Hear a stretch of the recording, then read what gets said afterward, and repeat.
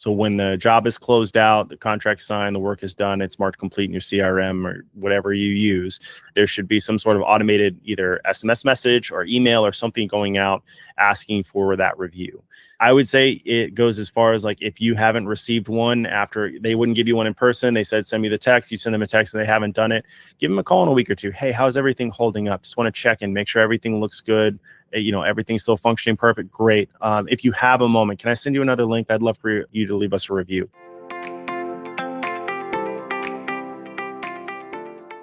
Hey everybody, Chris G here. Yes, Hard Hat CEO, and it's time again to have another episode with a guest.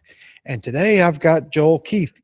Joel's from Michigan, Detroit area, and we're going to be talking about marketing today and how that can affect you as a CEO. So please help me welcome Joel. Hey Joel, how you doing? Good, Chris. Thank you. Glad you're here today. I wanted to say something before you get started. I noticed in your my notes here that you worked with Alice Cooper. Is that right? Oh yeah, I did. That's one of my, that's one of my guys. So I'm that age. So. Yeah, he is everything you hear about him, as a person off stage, being the sweetest person in the world. That's absolutely the case. Him and his wife were just absolutely incredible. Well, that's awesome. Well, tell us a little bit about how you met Alice and anybody else for that matter. Yeah, so that in particular, so I used to run live event audio-visual lighting production. So worked with a company. Our team traveled all across the country, working with corporations, different companies, working with personalities. I've worked with Big Sean, who's a big rapper here in Detroit, Alice Cooper, Keegan-Michael Key, Jack White was another one. So a lot of big Detroit names, because we did a lot here. Our team, they did Snoop Dogg and things like that as well. But yeah, I used to run mainly audio. I was a A1, A2 position, so main audio for live events, as well as the first assistant to the A1. But for that night in particular, we were working at the Shinola Hotel in Detroit, and Jack White was doing an acoustic set for a big private party, and Alice Cooper and his wife were there. The CEO of Shinola at the time was there, and so it was a good night, and we had a lot of fun. Jack White is an interesting character to work with. He's also a super sweet person, but one of his quirks is that he just loves instruments that don't work properly, and him fighting against the instrument is kind of like his thing. So when he brought that, acoustic in and started doing the set, the acoustic was like a super old, like 60s Martin or something like that. It sounded incredible, but the pickup he had installed in it didn't function properly. And so for the first 5 minutes, it would not work. And we were just sitting there scrambling, trying to get it figured out. And we got it working, and the set was great. Alice and his wife, they did some speaking engagements afterwards, and we got to work with them a little bit and hang out with them afterwards, and it was a lot of fun. Awesome. Now that's led you into eventually marketing, right? Kind of, yeah. So in that meantime of me doing all the production and everything, I've also been pretty heavily involved with photography and videography. My wife went to school for photojournalism. So she taught me how to use a camera like 12 years ago, and I've just been behind one ever since. So, creating content for businesses, we did a couple wedding businesses for a while, and then we got working with corporations and bigger businesses, social media content, website content, things like that. So that's where my marketing really started, was in content creation. And then we just had so many people, they were like, okay, I've got this video now. You've told me how to use it, but like, I don't have anybody to implement this. Can you do it for me? So I partnered with a guy at the time that was very well versed in meta ads. He had his own landscape lighting company, so he was in the trades as well, working in home service businesses. And so we just kind of got something started. And, within the first couple of years, we started scaling really quickly. We were doing really well. We were working with some larger companies. And then we also had a partnership with my current company, ASP, at the time. And it got to the point where we were working so closely together. ASP was like, hey, we want to go ahead and make an offer and do, assumption, essentially. So we integrated into ASP, and we've been here ever since. We're going to talk about AI a little bit later, but AI has become such a integral part of, I assume, your business as well, right? And yeah, absolutely. For marketing. I was listening to something the other day, and people think that AI thinks for itself, and that's the A part, is the artificial. It's only information we give it, right? So I know you're using AI for marketing, but you're also using it in conjunction with other people's experience in marketing to kind of use it properly. Can you give us a little information about that?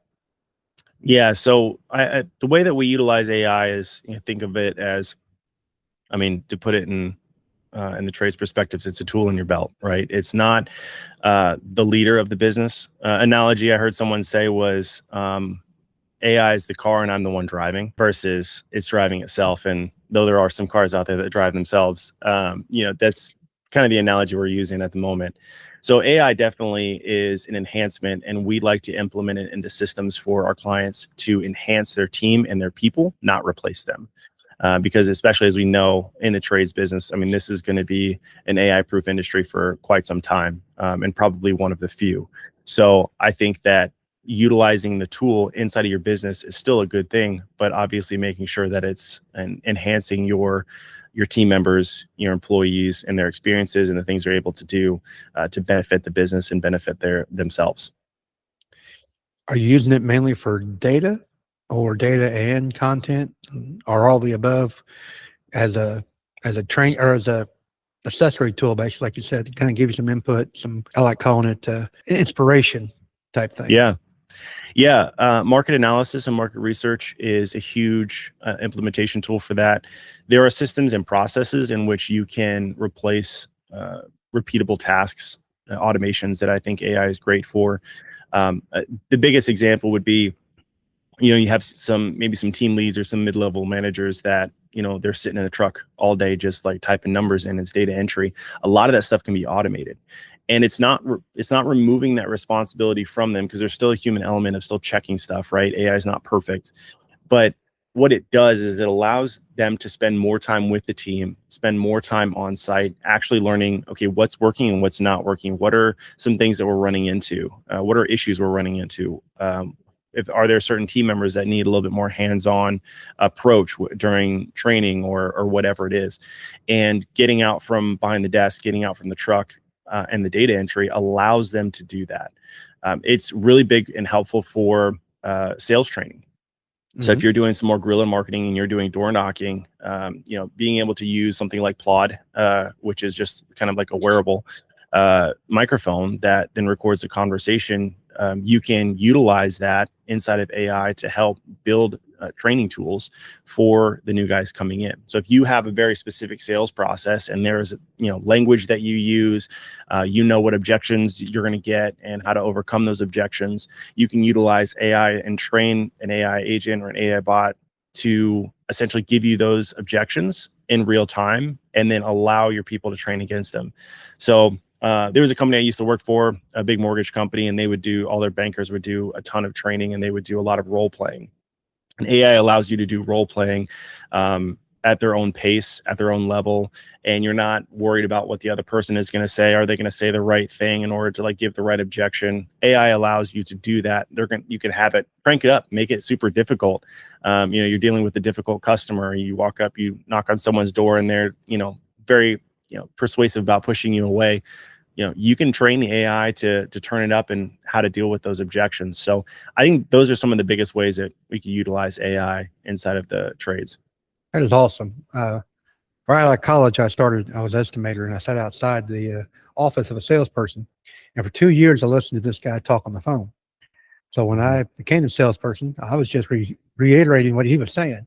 And that's kind of what you're talking about. But it took me 2 years, and it's just amazing with AI how it can be so much faster and kind of get the idea about the avatar. The person you're trying to reach out to can dial that in. And really, someone told me the other day, and we were talking about marketing as well, about the research, how important market research is. And it is very important.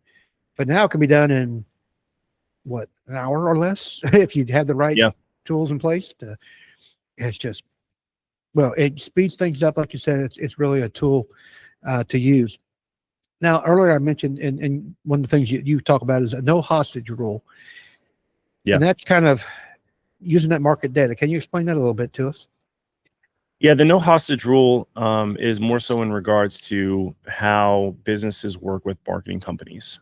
So one thing that we saw pretty consistent with clients coming over to us from another marketing agency is when we're in the transition process and trying to get access to the back end of maybe their Google Analytics, maybe their website or whatever, we found a lot of agencies they owned the properties, meaning they owned, ownership and administrative rights over the Google Analytics or their website, and that was a huge red flag to us, because if you're truly in the business of helping people's companies grow, whether it's with you or whether it's someone else, you want the best interest in mind. And yes, we're all out there to grow a business. We're all out there to make money. So I'm not going to pretend like that's not the case.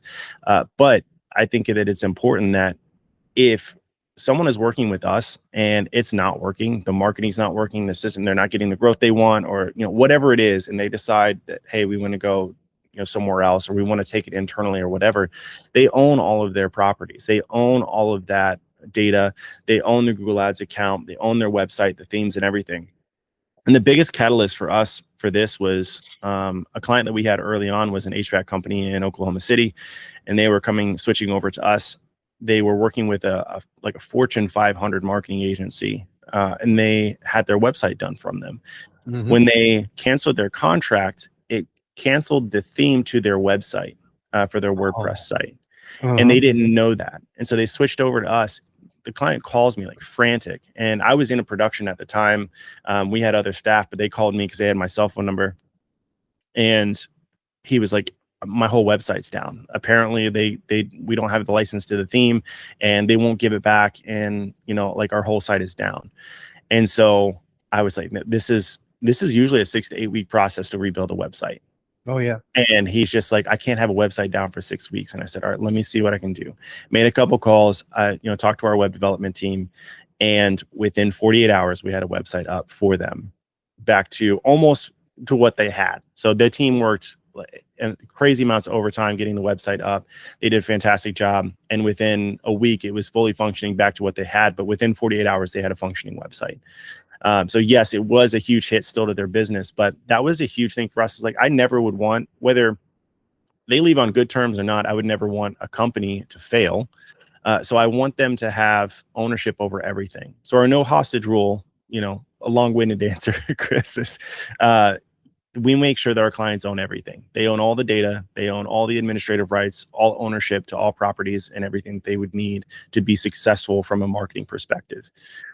If they stay with us, whether they leave, doesn't matter. They have access to, we don't do curated reports. They have access to go into their system, see exactly what the KPIs look like and the numbers at all times. With the reports they get from us, some months are going to be red, some months are going to be green. That's how marketing works. It's up and down. Sales go up, sales go down. There's seasonality to business. The overall, numbers that come in, we don't curate the report to show all green KPIs. They see the same report every single month, so they see the ups and downs. And that's really important to us. That transparency, I think, breeds a better relationship and shows integrity from a business perspective. Well, just think, even that Fortune 500 company probably doesn't care, but your customer, if it been, they're probably very small compared to, all the other customers they have. Right. And that customer is going to badmouth them and tell their story.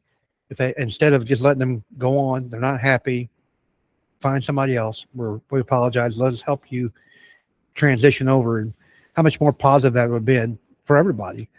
Right. And just even my listeners, you don't have to be huge to take care of things. And like the no hostage, let people do their thing. We used to do contracts, and I tell them, I say, this isn't really to lock you into anything. It's really to protect you, that we're going to do what we say.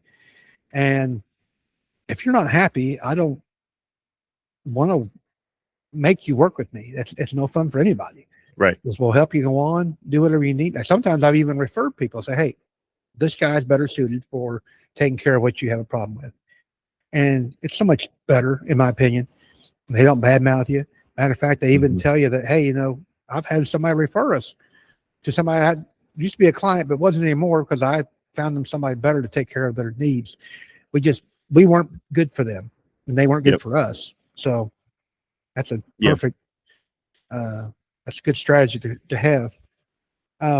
Because we have a company as well that does some digital stuff, and it's amazing people don't understand it. And I didn't understand it either until I got into it. It's like, this is not your stuff, even though you think it is. Mm-hmm. And you paid for it. Yep. Well, you didn't pay. I mean, it's all how it's worded, what you paid for and what you get. Right. But That's a good way to bring it up. What are some actual strategies in the marketing that if they didn't want to hire you or even that other company, what can that people do to kind of get started? Because they might not be starting, they might be fresh off the block and say, well, I don't have enough budget for marketing. Well, Yeah. you better figure out something, I know, over Yeah. time. And we're going to talk about your ceiling approach. But let's say somebody's just starting out. What's some easy things they can do without it's basic marketing 101? Yeah.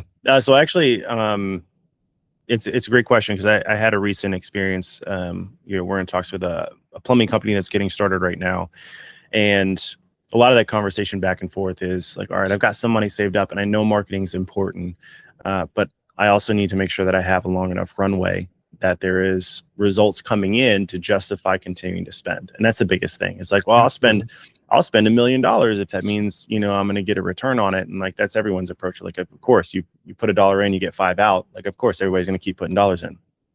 But there's some things to understand about how marketing works. And I think there's some terminology that kind of gets confused too. So there's search engine optimization, and then there's Google ads, or just paid media in general. So your organic approach, yes, is much cheaper to get started. It's more of content creation. It's website copy. It's blogs. It's classifieds posts on online publications. It's Google Business Profile. And those are all extremely important, and those are actually some of the foundational pieces in our program. However, a lot of the times, SEO, that search engine optimization, is going to take a minimum 8 months before you start seeing results. And if you're a brand new business, it's probably going to be closer to 2 to 3 years. Yeah, before you really start seeing good results come from that. Now, the paid advertising, like anything, pay to play, you're going to get quicker results, but you're going to pay for it, obviously. And in the trades, like, it's extremely competitive, especially if you're near a major metro city. It can be really expensive to play the game, especially with electricians, roofing, HVAC, plumbing. Those are all heavily, bought out companies by private equity firms. Who I was talking to a plumber a year or two ago, and we were talking about private equity. He's like, I got a check on my desk right now that they sent me. They want me to cash it and work with them. He's like, it's for $12 million, so I can spend $1 million a month in marketing. And I was like, I mean, that's insane. I didn't realize it was at that level until that moment. Wow. But when COVID hit, and they realized what's an essential part of our society. Economy, yeah. Exactly. They realized, the private equity was like, okay, we've played in this before, but now it's, time to turn and hit the gas, right? So when we work with smaller plumbing companies, HVAC companies, it gets really, really difficult to compete, especially when they're smaller. And when I say small, I mean 3 million, 4 million a year. It's difficult to compete. You're looking at paid ads, you're probably wanting to spend 10 grand a month just to be able to go up against competitors. And that's really a hard pill to swallow for someone that's making 200 grand a year. It's not realistic, right? And so just before you go on, it depends too on the trade or the market, but where the market, more importantly, because that same, people talk about cost per lead, and that same demographic, say in Columbia, Missouri, which is 100,000 people, and then demographic, say in Chicago, the same demographic, it might cost you $250 a lead versus $100 a lead. I'm making this up, but the point being is, like what you're saying, those people are competing against somebody else for that space in Facebook, or Meta. And Meta is a new name for Facebook, if anybody didn't know. But anyway, so Meta, they're well, Google does the same thing, don't they? When they bid it out, and the highest bid wins. And if I'm a plumber in Chicago, and you have a $12 million guy who wants to spend $1 million a month on plumbing, you just can't do it. It doesn't make sense. Yep. Yeah. And I think one thing too, a lot of guys run to Angie, they run to Thumbtack and Yelp and stuff like that. And I can't discourage people enough away from those platforms. Because I think until you really understand how it works, you realize how terrible the platform is. They are hostage. You remember you were talking about hostage earlier. Right. I've talked to a lot of guys who do Angie, and it's like, oh my gosh. It's good for Yeah, Angie. That's about right. it. Yeah, I mean, there's benefits to having, from an SEO perspective, to having a profile on those platforms, because they are a high domain authority, which means there's a lot of trust from Google. They're reputable websites. So having a profile on there is great, but you don't need to spend money on there. Just build your profile, make sure your name, address, and phone number is correct, and just leave it there. But from a paid ad perspective, using the platform, a lot of people don't understand, the lead comes in and then is distributed to multiple vendors. And then you're in a bidding war against the other vendors. And usually it's the lowest bid wins. So if you're trying to position yourself as, a service that's not the bottom of the barrel, then you're going to have a lot harder time getting quality leads, and you're going to spend a lot of money trying to get them. The alternative that we like to give people, and I would love to be able to give like actual tactics, because I want whoever's listening to this to have some value coming out of it, not just kind of marketing overviews. Sure. But looking into the Google local service ads, because it's a direct customer to business. It is a pay per lead, so it's very similar. You pay for the lead that you get. However, it's not being distributed to a bunch of other people. Now, the customer themselves can go to multiple people and contact multiple people still, just like anything else. But you're not competing in that pool. You're talking directly with the customer, and you can dispute leads and everything, so you can get credits added back to your account if you need to. But it's a much higher quality. It's a lower cost per acquisition, lower cost per lead than what you're going to get from like a pay-per-click, which is an auction-based bidding system inside of Google. So I would say check out local service ads, but in conjunction with that, though, you need really good reviews, and you need a lot of them, and you need time in. So there's still an element where it's going to take some time to really get going with that. So really, depending on what your goal is as a business, what kind of capital you have raised, what kind of income that you have that you can set aside for marketing, that's really going to determine the best opportunities for you when you start marketing. Now, this is going to lead you actually led into perfect my next question. We're going to talk about system today a little bit too. And those using Google local ads, which I do recommend highly, they're really good. And actually, I thought that when the guys who I know started doing it, I thought maybe they'd have a difficulty getting credit back. And they're pretty fair. I mean, they're using some AI too. They're listening to the recording, and it's like, oh, this guy's calling about carpeting, and our customer does plumbing, then this is not a good fit. They refund it and go on, or don't even charge at all. But point being is that you mentioned reviews. Well, I've had another guy say, well, how do I get reviews? Well, you got to ask, but what if I forget? Or there's some systems you can put in place that we can talk about here that helps make that happen if you're using the right softwares. And it's not always about the software, but it sure makes it easier if you've got it set up properly to make those systems happen and get those reviews going. What do you guys recommend?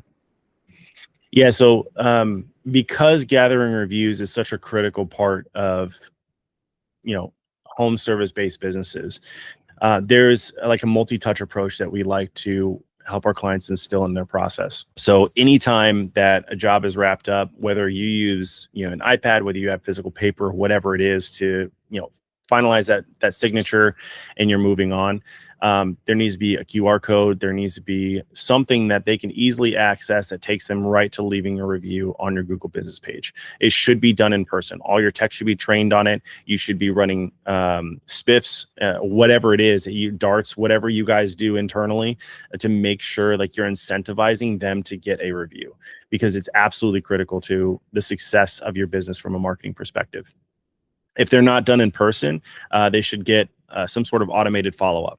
So when the job is closed out, the contract's signed, the work is done, it's marked complete in your CRM or whatever you use, there should be some sort of automated either SMS message or email or something going out asking for that review.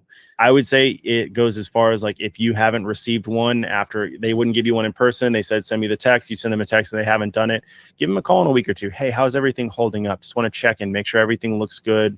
Everything's still functioning perfect. Great. If you have a moment, can I send you another link? I'd love for you to leave us a review. That personal touch adds a ton of integrity and value to you as a business. But then if you get the review out of it, it's worth its weight in gold. Now, that should be part of your standard operating procedure for your salesperson. And you say, Chris, I am the salesperson. Okay, put it in writing. That way, when you hire a salesperson, you can give them that, say, here's what I do now, go follow that. And then kind of help them, train them, whatever it is, to make sure they do that. And reviews are like you said, worth their weight in gold. Almost to a, while referrals are great, and I love referrals, but referrals are from somebody you know. But when you go to Amazon, do you look at how many stars they get? Do you read some of the comments? I do when I'm making a significant purchase, no doubt. And but it's coming from somebody who's you don't know, and you're thinking, if my friend tells me yes, that's great, and friend does have a higher value. Don't get me wrong, but if my friends tell me and somebody else has said, because you go look them up too. If somebody says, well, go call so and so, and you look them up, and my friend said, go look them up, and they got all kinds of reviews that are positive, that's just an added plus to the old. Why even go with somebody else? If I got two people, one person I trust, and the other person, apparently more than one, are saying they're great. So, yep, 100%. I mean, I had a situation just earlier this year. We refinished our entire basement. For those up north that have basements, like, you know how it is. We had a sewer main line backup in our basement, and there's a Cat 3 backup, so we had to have mitigation come out. I had just finished the floors, literally just put the floors in, and 4 weeks later we had the sewer backup. So I had to rip up half the flooring. It all got tossed and went through the insurance claims and all. It was an absolute mess. But luckily, I have a friend of mine who owns a drywall company. He used to work for, a mitigation company. My father works in mitigation as well, and he's a master carpenter. And so they all were giving me the people to call, which was great. And I had that referral. But also as a marketer, I understand that when I was looking at those people, I looked at their reviews to make sure before I made that call. So even with referrals, reviews are still extremely valuable, because if somebody's giving me a referral and I look at their Google business profile and it's a 3.8, or if it's a 4.0, I'm like, I don't know. It's a little dicey to me. I was just thinking about, if I got a referral from my ex-brother-in-law, and then I go and look up somebody else who I trust, my ex-brother-in-law, obviously, he used to be my brother-in-law, but then you go look at a referral, the reviews that they're not very good. Like, even a 3, sometimes a 3 makes you like, yeah. You almost got to be 4+ to even get, and if you don't, then you need to change that and make it better. I had a thought earlier when we were talking. I got 2 things I want to talk about, actually. But the first one I want to ask you is, I know you work with the trades a lot. Have you noticed that in your own marketing for your company itself, that you find certain, not states, but states is important, certain demographics that you work better with you than, say, others? Like, let's say New York City might not be your area of expertise versus, I'll use Columbia, Missouri again. It's a much smaller community. Do you find those that you guys work better with? Actually, no. And the reason being, I would say they're all even, is what I mean there. Sure. The reason being is, so we have 4 partners at our agency here that are all heavily involved. 2 which are in Austin, me here outside of Detroit, and another which is outside of Columbus, Ohio. Given our backgrounds, both working with trades for so long in different markets, as well as the levels of which the size companies we've worked with, there's really not something that we're going to run into that we haven't experienced before. I've worked with plumbing companies that make $20 million a year. I've worked with plumbing companies that are just now starting. So it really just kind of depends on where you're at and what your capital looks like, for then us to help you create a marketing plan that we think is going to work for your business. There's obviously market and economic conditions that play a huge part, and unfortunately, those can't be always foreseen. Some things just happen, decisions get made, or situations arise, and things change drastically. Cost of lumber, skyrockets, and now all the builders are like, how am I pricing this out? How am I going to win this bid? All those things happen, and there's definitely tough times in marketing to try to figure those situations out. But I think as far as the demographic goes, a lot of it comes down to how well can your team or your marketing company do market research? How well do they understand where the economy is, where your customers are, kind of their customer behaviors? And that's the prep going into a marketing strategy is 90% of the work. The execution itself, like that's for the most part systematized. We know from a marketing perspective what works, what doesn't work, why it does, why it doesn't, and then the numbers inform whether or not our decisions are correct. But the legwork up front is just an absolute huge element to whether or not that strategy is going to be successful. So you have everybody has different plans because they're different types of companies and where they're at in their careers. Is the strategies different based on different territories? Yes and no. Okay. So for us specifically, we work mainly with companies that are between 1 and 10 million in yearly revenue. Usually we see inside of that, there are ceilings that you hit at 1, 3, and $5 million. And each ceiling, there is something different. That's kind of the reason behind that ceiling to begin with. So usually people that are at 1 and 3 million, usually they don't have good paid marketing systems. They're maybe 1 million might be only referral based. And so they have no other lead source. No other source than word of mouth. Yeah, exactly. So our approach to, our tier 1, which is 1 million in revenue, is okay, let's introduce other lead sources. Let's find out what's going to be the best for your demographic, your ICP, your ideal client profile, and how it's going to respond, what the numbers look like. And then looking at the marketing side from a budgetary approach, what is our budget for this? How can we allocate these funds to be most effective? We'll take you to that 3 million. Once you get to 3 million, then you start to realize, okay, so we have multiple streams of leads now, which is great. Some are better than others. How do we optimize for those? Where do we need to be more efficient with the budget side of things? And then also we start looking into the sales side, where it's like, okay, what's we have our conversion rates, right? We know our cost per lead, we know our cost for acquisition, but is our acquisition as efficient as possible? Is there training with the sales staff that we need to help with? What is our conversion rate 35% or is it 65%? And can it be better? And then introducing systems for efficiency, maybe for AI processing leads, make sure it's more AI review systems, whatever it needs to be. That's kind of where we dig our hands in. And then that 5 million usually is getting the owner out of the field. 3 and 5 million, usually they're still trying to be in the field. They're still trying to do things, but it's like, okay, what kind of personnel do we need to bring in? What other platforms can we start to market on? Maybe we've tapped out, maybe Meta spending $1,000 a month is all our market needs for retargeting. Right. So now let's look into, maybe it's programmatic, maybe it's, we're doing Bing ads or whatever it is to reach another target demographic, to start bringing them in, getting in front of them. Maybe it's more brand awareness.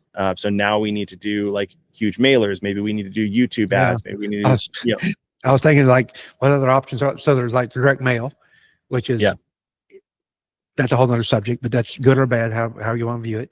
Through YouTube, like you said, I was in even TV, but even TV's at some point becoming less, but if you're local service area, you might hit that local news type thing. But anyway, that's your all specialty, but that's the different ways that you got to look at that budget and how can you increase. Yeah. And then we also look at between 3 and 5 million is usually when we start to pitch more of a fractional CMO approach. So not only are we, kind of building the strategy and executing on it, but usually that's that point where the owner is like, listen, I was really good in the field. We got really good. I expanded my team. Now I have to learn payroll. Now I have to learn HR. Now I have to learn marketing. I have to learn, how to be an accountant, kind of all those different things. That's usually the point in which we also have a joint venture where we also are actively looking and pursuing buying into some of these trades-based businesses that are on a really good trajectory. Or maybe the owner is like, you know what, I really like this. I've had this company for 15, 20 years. I'm ready to retire. I need to sell it off to somebody. That's where we come in. We have investors that are looking to potentially invest in businesses like that. But also where we can implement a fractional C-suite team for finances, for accounting, for tax planning, for operations, for marketing. And you can have an entire C-suite team come in at a fraction of the cost and help develop all of that to take it from the 5 to the 10 million, from the 10 million to the 15 million. Some of our operations guys, one of them, he's done $2 billion exit, $500 billion exit. We've got financial planners. We have accountants and everything that work with massive companies that are making hundreds of millions. So it's a huge area of opportunity for us to implement expertise to help take that business to the next level. That's awesome. Lastly, my other question, I wrote down my note here. Earlier, you mentioned KPIs, that your clients have access to the KPIs. What kind of KPIs are they looking at, and what are the ones to monitor? Or because you say, well, how do I know this is the right one to look at? So with your all's expertise, what do you all look at and suggest? Yeah, so I would say most marketing companies, the first thing that they're going to show you is impressions. And, eyeballs are great, but if they're the wrong eyeballs, it doesn't mean anything. That's right. We So can make impressions all day long. Somebody told me, I'm sorry, I get all excited because I said, You're good. Go ahead. I can make a list. Well, yeah, I can make an email list too. Just offer something for free, and then it's like a lottery, and then everybody who signs up, but don't mean that they're going to be your right customer.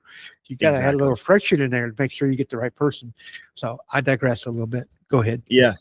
Well, no, that's exactly right though. I mean, impressions are a dime a dozen. Really it's about a dime per million at this point, but that's the first thing that I see a lot of agencies, they'll show their clients. And, although that, again, eyeballs are great, you need to make sure you have the right eyeballs. So to me, the impression is one metric, but it needs to be compared up against the click-through rate. It needs to be compared to the conversion rate. And is this actually the right people to be in front of? One thing that is pretty interesting. So back in the second week of September, Google finished one of their massive core updates for the year. Mm-hmm. And if you look at any Google Analytics chart, you look at the Google Search Console or whatever, you'll see impressions mostly going up the whole year. And then around September 14th, it just completely drops off. And they changed what constitutes an impression and what was allowed, like what bots were crawling. They were adding impressions. They weren't actual people. They're bots gathering data and information, but it's being counted as an impression, which is again why like impressions themselves aren't really worth as much as you think. But if you look at our clients' charts in particular, what you'll notice is when that hit, there was a massive jump in click-through rate, and there was also a massive jump in the position on Google for search engine results. And what that showed us and what our clients are seeing is that the content that we're putting out in order to help with the search engine optimization, with the AI optimizations, because AI overviews and people are searching through ChatGPT and things like that, those dramatically increased. And the quality of content out there is being cited more, it's being referenced more, and that's allowing our clients to, we actually have I had a HVAC company out in Phoenix the other day. I was on a meeting with her, and she's like, yeah, we actually have like multiple clients that have come through ChatGPT now. They said that they found us through, searching queries on AI. And that's because the quality of content was high enough that ChatGPT and these other LLMs are starting to reference it and then putting their name in front of people. And that's huge. So look at click-through rate, look at engagement rates, look at your, not just your cost per lead, but what your cost per actual acquisition is. We worked with a law firm. They were working with another marketing agency at the time, and they were like, yeah, we're not really excited about the leads we're getting. I said, all right, well, going to take an audit of your Google Ads account. So they let me in and let our lead ads guy in, and their cost per lead was like $6 for a personal injury attorney, which is insane. Like there's no way that that's a good lead. And they had hundreds of them every single month, but they had hardly any like real leads. Any conversions. Yeah. Yeah. We went in, we updated their account, they hired us. And within 2 months, their cost per lead went from $6 to almost $1,000. And they were pumped about it because the leads coming through were actually real leads. And they were like, can you share what how much their not ad spend, that was 1,000, what that lead would generate in revenue? I mean, is it 5 times that, or do you know? It would be even more than that. I mean, if a case actually goes through, I mean, it's personal injury too. So, I mean, they could settle a case for multi-millions, and it only would have cost them $1,000, $1,200 to get that lead. Yeah.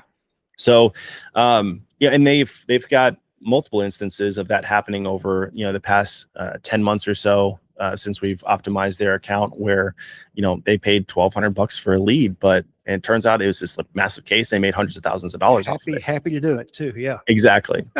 So the quality of lead is, something to consider when you're looking at your cost. Just keeping a low cost per lead or a low cost per, click or whatever it is, doesn't necessarily mean it's a good thing.